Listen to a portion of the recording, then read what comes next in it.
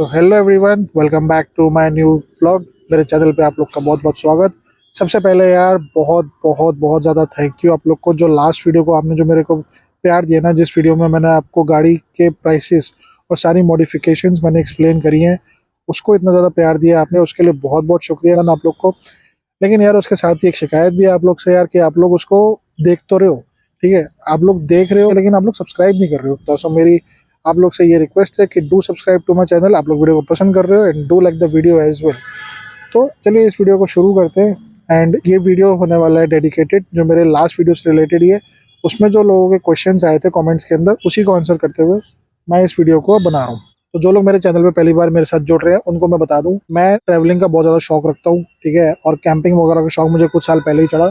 तो उसके लिए मैंने एक ब्रांड न्यू 2023 मॉडल इको मैंने खरीदी। ये कंपनी फिटेड सीएनजी मॉडल है और इसकी प्राइस लगभग मुझे 7 लाख रुपए ऑन रोड पड़ी थी। तो इसको मैंने किस तरीके से कैंपर वैन में मॉडिफाई किया है, किस क्या क्या इसमें फिटिंग्स करी है, क्या क्या इसमें मॉड्स करे हैं, तो वो आप मेरे पिछले वीडियो में जाके देख सकते हो। वो चीज़ मैं आपको यहाँ पे एक्सप्लेन दोबारा नहीं करने वाला हूँ, उसका लिंक मैं आपको डिस्क्रिप्शन बॉक्स में दे दूंगा। तो बात करते हैं इस वीडियो की। तो इस वीडियो में मैं आपको जो मेन क्वेश्चन आंसर करने वाला हूँ, पहला सवाल ये था कि मैं क्या एलपीजी सिलेंडर कैरी कर रहा हूँ इस गाड़ी के अंदर, और अगर एलपीजी सिलेंडर कैरी कर रहा हूँ तो वो कहाँ पे कैरी कर रहा हूँ।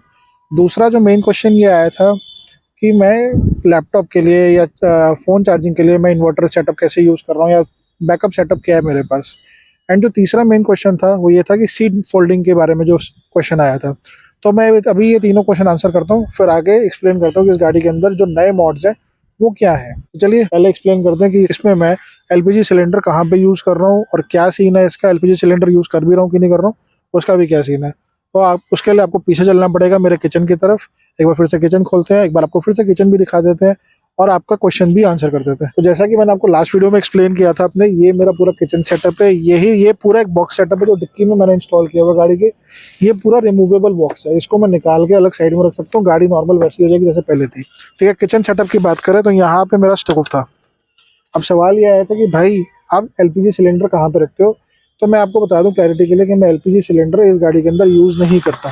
उसके दो तीन रीज़न हैं। पहला रीज़न ये है कि वो जगह खाता है, उसका वेट काफ़ी होता है। 5 किलो का तो सिलेंडर अपने में ही है वो, ठीक है, फिर उसका गैस वैस भरते हो तो 5-6 किलो का सिलेंडर हो जाता है, तो वो एक तो वेट खाएगा फिर जगह भी खाएगा। मेरा जो सिस्टम है गैस स्टोव का वो सिंगल बर्नर गैस स्टोव है और वो है पूरा ब्यूटेन बेस्ड गैस स्टोव ही है। तो ये पूरा ब्यूटेन बेस्ड गैस स्टोव है, इसमें ये सिलेंडर लग जाता है। ब्यूटेन सिलेंडर यहाँ पे इंस्टॉल कर देते हैं, ठीक है, ये ब्लॉक सिस्टम है इसका। यहाँ पे ब्यूटेन सिलेंडर आपका लग सकता है। इसमें जो प्लस पॉइंट है वो ये है कि आप इसको एलपीजी के साथ भी यूज़ कर सकते हो। मतलब अगर कल को मेरा फ्यूचर प्लान बनता है कि मुझे इस गाड़ी में एलपीजी सिलेंडर किसी भी वजह से इंस्टॉल करना है तो वो मैं कर सकता हूँ। तो एक और इम्पॉर्टेंट रीज़न जो है जिसकी वजह से मैंने एलपीजी सिलेंडर इस गाड़ी में अपनी इंस्टॉल नहीं की है वो ये है कि एक तो अटल टनल जैसा बहुत लोग जानते हैं, उसमें आप एलपीजी सिलेंडर जो पूरा भरा हुआ एलपीजी सिलेंडर आप लेके नहीं जा सकते, खाली लेके जा सकते हो, भरा हुआ अलाउड नहीं है। और कई ऐसी लोकेशंस हैं जहाँ पे आप एलपीजी सिलेंडर गाड़ी के अंदर लेके नहीं जा सकते। तो इससे पहले अगर वो आप लेके जाते हो तो जो भी पुलिस फोर्सेज होती है, सिक्योरिटी फोर्सेज होती है, वो इसको आपकी गाड़ी से निकलवा के रख लेंगे और आप वो सिलेंडर कैरी नहीं कर पाओगे। तो इसलिए मैंने, क्योंकि वो लापरवाही ना हो मेरे से, तो वो मैंने करा ही नहीं है। ठीक है, एक और रीज़न ये है, जो सबसे इम्पोर्टेंट रीज़न मेरे को लगता है वो ये है कि ये गाड़ी सीएनजी है। एंड अगर किसी वजह से भगवान ना करे कि कोई हादसा हो जाता है कि सिलेंडर ब्लास्ट होता है या उसमें लीकेज होती है, तो गाड़ी सीएनजी है, अगर वो सीएनजी भी बहुत तेज़ आग पकड़ती है, तो उस उस केस को बचाने के लिए या फिर उस हादसे को बचाने के लिए या प्रिवेंट करने के लिए कह लो कि मैंने इस एलपीजी सिलेंडर इंस्टॉल ही नहीं किया है। तो उम्मीद है मैंने आपकी ये जो क्वेरी है वो सॉल्व कर दी होगी। ठीक है, एलपीजी सिलेंडर मैं यूज़ नहीं करता हूँ। तो यार आप लोग के सवाल ये भी आ रहे थे कि मैंने इसका किचन और बॉक्स सेटअप जो है, ये जो बॉक्स है जिसमें मेरा किचन भी इनबिल्ट है, वो मैंने कहाँ से करवाया। वो मैंने दिल्ली से ही अपना करवाया है, ठीक है। उनका अब मैं डिस्क्रिप्शन में आपको लिंक या नाम नहीं बता सकता, रीज़न भी उन्होंने मेरे लिए किया था एंड अदरवाइज़ वो ये काम नहीं करते हैं। तो इसलिए मैं आपको उनका जो है नाम पता नहीं दे सकता, क्योंकि आप फिर उन्हें फ़ोन करोगे और वो आपको मना करेंगे, तो यार फिर वो एक रेपुटेशन ख़राब होती है उनकी भी मेरी भी। तो इस वजह से मैंने उनका नाम मैं आपको नहीं बताऊँगा। बट अदरवाइज़ ये मैंने प्रॉपर दिल्ली से ही करवाया है। और ये मैं आपको फिर से बता दूँ, ये HDHMR वुड में है एंड ये फुल्ली लेमिनेटेड वुड है, ये फायर प्रूफ है और ये टर्माइट प्रूफ वुड भी होती है। तो इसमें ना मुझे आग लगने का डर है और अगर पानी गिरे तो मुझे दीमक लगने का भी इसमें कोई डर नहीं है। ये हैवी होती है काफ़ी, बॉडी में बहुत ज़्यादा वेट ऐड करती है गाड़ी के। एंड ये अपने आप में ही लगभग लगा लो तो 60 से 70 किलो का ये वज़न है इस गाड़ी के अंदर, ठीक है। लेकिन ये इतना ड्यूरेबल है कि अगर मैं इसको थोड़ा सा रफ़ यूज़ भी करता हूँ, गाड़ी को उछालता हूँ, या जैसे अभी मैं स्पीति गया तो ऑफ रोडिंग वहाँ पे हो गई थी गाड़ी की, पत्थरों में काफ़ी उछली, तो इसको ज़रा सा भी असर नहीं हुआ। दूसरा जो मैंने इसके अंदर काम करवा रखा था वो ये है कि मैंने इसको यहाँ पे स्क्रू से कसवा रखा है, जो आपने मेरे लास्ट वीडियो में भी देखा है। 2 स्क्रू मेरे यहाँ पे लगे हैं, 1 स्क्रू इधर है, 1 स्क्रू इधर है, और 3 स्क्रू मेरे अंदर लगे हुए हैं, ठीक है, जो कि अंदर बॉडी से वो कनेक्टेड है। तो इसके हिलने का कोई चांस ही नहीं होता कि कोई भी तरीके का उछाल आता है या कोई भी तरीके का पत्थर आता है, उछलती है गाड़ी, इस पे बिल्कुल भी कोई असर नहीं होता। तो जो नेक्स्ट इंक्वायरी आई थी मेरे पास, जो नेक्स्ट कमेंट में क्वेश्चन आया था, वो ये आया था कि मैं लैपटॉप कैसे चार्ज करता हूँ, कैमरास में कैसे चार्ज कर रहा हूँ, या मोबाइल में कैसे चार्ज कर रहा हूँ। तो उसके लिए मेरे पास क्या इन्वर्टर है, क्या बैकअप सेटअप है मेरे पास, या मैंने इन्वर्टर इंस्टॉल किया हुआ है कि नहीं किया हुआ है। तो उस क्वेरी को आंसर करते हुए मैं आपको बता देता हूँ, जो डिवाइस मैं यूज़ कर रहा हूँ चार्ज करने के लिए अपना लैपटॉप या फिर अपने कैमरास, वो है ये कार इन्वर्टर इसको बोलते हैं। एंड ये सेप्टिक्स कंपनी का है, लगभग 2200 रुपये का मेरे को पड़ा था, अमेजोन से आप खरीद सकते हो, ठीक है। इसमें ये 12 वोल्ट को 200 वाट आउटपुट तक कन्वर्ट कर देता है, तो 200 वाट तक का आप कोई भी डिवाइस इसमें चला सकते हो, बट इलेक्ट्रिकल अप्लाइंसेस ना चलाए, क्योंकि वो गाड़ी को भी रिस्की हो सकता है, वो मैं आपको क्लियरली बता देता हूँ। तो लैपटॉप चार्ज करने के लिए, अपने कैमरा चार्ज करने के लिए, या फिर गोप्रो वगैरह है, या फिर कोई भी DSLR कैमरा है, वो आप आराम से इसमें चार्ज कर सकते हो। मोबाइल का भी डायरेक्ट प्लग लगा सकते हो, अल्ट्रा फास्ट चार्जिंग जो 100 वाट वाले चार्जर्स होते हैं वो भी ये सपोर्ट कर लेगा, तो वो भी आप लगा के इसको बिंदास यूज़ कर सकते हो, कोई प्रॉब्लम नहीं आती है। और मेरे को यूज़ करते हुए इसको लगभग 2 साल हो गए, अभी तक इसमें कोई प्रॉब्लम नहीं आई है, तो ये आप ले सकते हो। एंड ये कोई ब्रांड प्रमोशन नहीं है, ये मैं यूज़ कर रहा हूँ, और भी कंपनी के आते हैं, वो आप भी आप ले सकते हो। ये आपकी दूसरी सवाल का जवाब हो गया। तीसरी इंक्वायरी जो मेरे पास आई थी वो आई थी कि आपने सीट का काम कैसे कराया है, कि आपने प्रॉपर सीट लगवाई है, नई सीट लगवाई है, या फिर उसी सीट को मॉडिफाई करा के उसको फोल्डिंग और स्लाइडिंग करवाया। तो यार जो सीट मैंने इसमें मॉडिफाई करवाई है वो कंपनी की जो ओरिजिनल फिटेड सीट आती है इको में, वही सीट है, उसी को मैंने इसमें मॉडिफाई करवाया हुआ है, उसी को मैंने स्लाइडिंग प्लस फोल्डिंग मैंने करवाया हुआ है।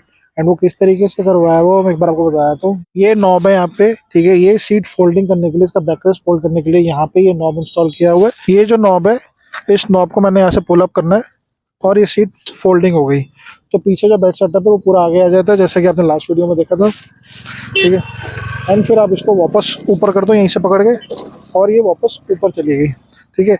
अब इसको स्लाइडिंग अगर करना है मुझे, तो स्लाइडिंग करने के लिए मुझे इसमें क्या एफर्ट करना पड़ता है, अगर मुझे इसको स्लाइड करना है, इसके लिए मुझे 2 बंदों की ज़रूरत पड़ती है। मैं इसको नॉर्मली स्लाइड नहीं करता हूँ, रीज़न बिंग मैं अकेले ट्रैवल कर रहा हूँ, तो मैंने इसको जितना आगे हो सकता है उतना आगे कर रखा है, जहाँ से मुझे यहाँ पीछे पूरी स्पेस मिल जाए, ठीक है। अब स्लाइडिंग करने के लिए मैंने इसमें क्या कर रखा है, ये जो नॉब्स हैं, ये जो लॉक्स हैं, ये लॉक आपको नीचे करना पड़ता है, ठीक है। ऐसे एक लॉक उस तरफ भी है और ये लॉक इस तरफ भी है, 2 बंदे मिलके इस लॉक को नीचे करते हैं, और फिर ये सीट आप आगे पीछे इसको घिसका सकते हो।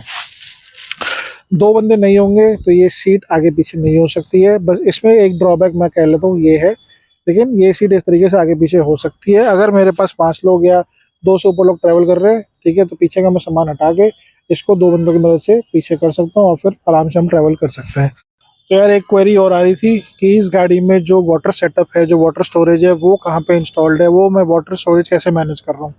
तो उसके लिए मैंने यहाँ पे ये जेरी कैंस रखे हुए हैं, अदरवाइज़ तो ये पेट्रोल के लिए होते हैं, पर ये प्लास्टिक जेरी कैंस हैं, इसमें मैं अपना पूरा पानी यहाँ पे स्टोर करता हूँ। 20-20 लीटर के ये जेरी कैंस होते हैं, ये आराम से अब मैं निकाल के दिखा सकता हूँ। 20 लीटर का ये जेरी कैन होता है, तो ठीक है, 40 लीटर्स मेरे पास यहाँ पे जो वाटर स्टोरेज है वो मुझे मिल जाती है। तो 40 लीटर की मुझे यहाँ पे वाटर स्टोरेज फैसिलिटी मैंने अपने लिए यहाँ पे अवेल करा रखी है। तीसरा जो कैन मैंने रखा हुआ है वो स्टील का है, वो भी जेरी कैन ही है, लेकिन वो मैंने पेट्रोल कैरी करने के लिए अलग से रखा हुआ है। तो 40 लीटर्स मेरे पास यहाँ पे वाटर स्टोरेज है। अब इसको मैं यूज़ कैसे करता हूँ, यूज़ मैं इस तरीके से करता हूँ कि यहाँ पे एक पाइप में कनेक्ट करता हूँ, जो कि वहाँ तक एंड तक मेरे सिंक तक जाती है, एंड सिंक से वो पाइप, सिंक में जो टैप लगता है, जो मोटर वाला जो टैप होता है, जो स्टैंडर्ड जो 300-400 रुपये का आता है, वो टैप के साथ ही मैं उसको कनेक्ट कर देता हूँ। टैप ऑन करो, पानी यहीं से ले लिया, तो मुझे अलग से इसको उठाना नहीं पड़ता, अलग से मुझे उठा के इसको ढोना नहीं पड़ रहा, कहीं रखना नहीं पड़ रहा। यहाँ पे ये अपना इंस्टॉल्ड है, वहाँ पे मेरा टैप कनेक्टेड है, एंड वहाँ से ही डायरेक्ट मैं पानी अपना ले सकता हूँ सिंक के अंदर। तो बर्तन धोने जो भी करना है तो डायरेक्ट होता है। तो ये मेरा 40 लीटर्स का वाटर स्टोरेज है। 10 लीटर्स का वाटर स्टोरेज मेरा बोनेट के अंदर है, जो कि मेरे शावर से कनेक्टेड है। तो वो आपने मेरे लास्ट वीडियोस में देखा हुआ है कि वो शावर मैंने कैसे यूज़ किया है। वो आपने मेरे जब स्पीति ट्रिप पे था, नारकंडा वाला व्लॉग आप मेरा देखना जाके, उसका भी लिंक मैं आपको दे दूंगा। तो वहाँ पे किस तरीके से यूज़ किया हुआ, मुंह धोने के लिए यूज़ कर सकते हो, तो उसको मैंने वहाँ पे इंस्टॉल किया हुआ है। और 10 लीटर्स वाटर स्टोरेज मुझे बोनेट के अंदर भी मिल जाती है अलॉन्ग विथ शावर सेटअप। तो उम्मीद है जितनी भी क्वेरीज थी आपकी मैं आपको तरीके से आंसर कर पाया हूँ। अब बात करते हैं यार मॉडिफिकेशंस की, जो मैंने स्पीति ट्रिप से पहले जो इसमें नेसेसरी मॉड्स मुझे लगे वो मैंने कराए हैं। तो पहला मॉड जो मैंने इसमें कराया है वो मैंने इसमें कराया है फ्रंट कैमरा मैंने इंस्टॉल कराया था। उसके पीछे रीज़न क्या था कि स्पीति, जैसा कि आप लोग जानते हो, एक ऑफ रोडिंग एडवेंचर ट्रिप होता है।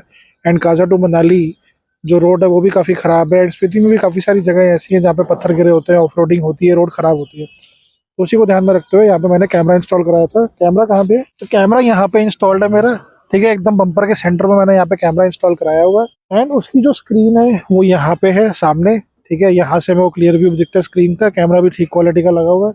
स्विच यहाँ पे इंस्टॉल्ड है इसका। एंड किस तरीके से ये काम करता है अभी मैं आपको बता देता हूँ, ठीक है। मेन रीज़न यही था यार कैमरा इंस्टॉल करने का, जैसे अभी आपको बताया कि मुझे नीचे के रोड की क्लैरिटी चाहिए, क्योंकि कैबिन में बैठ कर रोड प्रॉपर दिखती नहीं है, किस तरीके से सामने से क्या अप्रोच एंगल पे क्या चीज़ आ रही है, सामने कौन सा पत्थर आ रहा है, कौन सी कीचड़ आ रही है।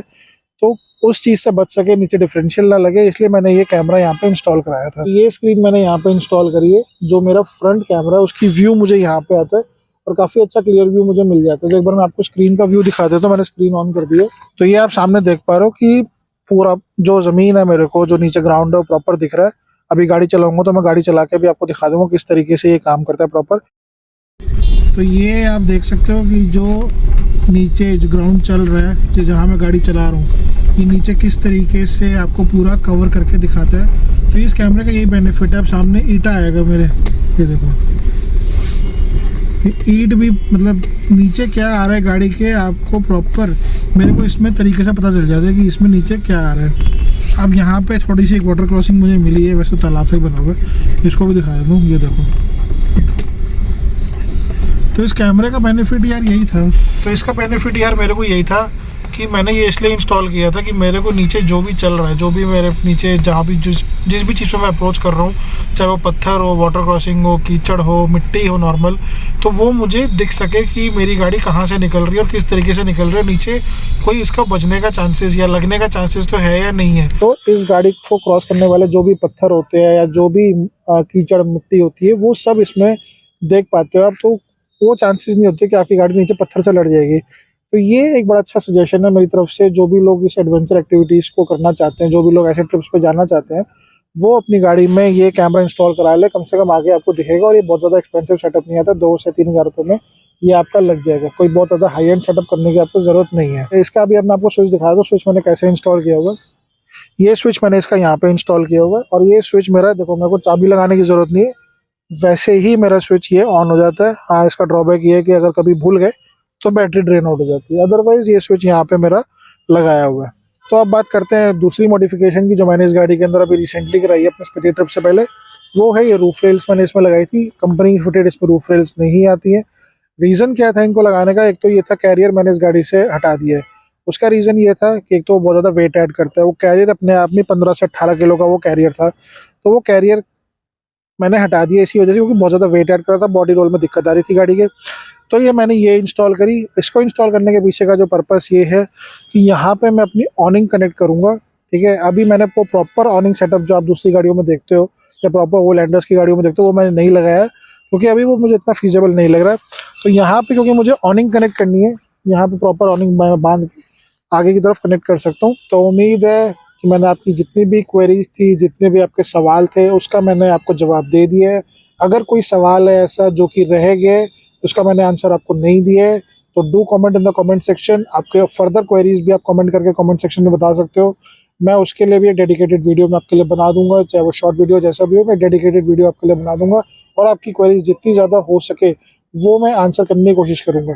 डिस्क्रिप्शन बॉक्स में आपको मेरे इंस्टाग्राम का लिंक भी मिल रहा है, आप मेरे को डीएम करके भी कैंपर वन कैसे बननी है या उसमें क्या असिस्टेंस चाहिए, तो उसके लिए भी आप मेरे को थ्रू इंस्टाग्राम आप कांटेक्ट कर सकते हो। डिस्क्रिप्शन बॉक्स में आपको लिंक मिल जाएगा, मेरी आईडी मिल जाएगी आपको। तो उम्मीद है आपको ये वीडियो पसंद आएगा, और अगर यहाँ तक देख लिए तो do like the video and do subscribe to the channel. And do comment in the comment section कैसा लगा, और आप नेक्स्ट एडवेंचर ट्रिप मेरा कहाँ का देखना चाहते हो, फर्दर आपकी इंक्वायरीज क्या है। Do comment in the comment section. मिलते हैं किसी नेक्स्ट व्लॉग में, तब तक अपना ख्याल रखें, खुश रहें। हर हर महादेव।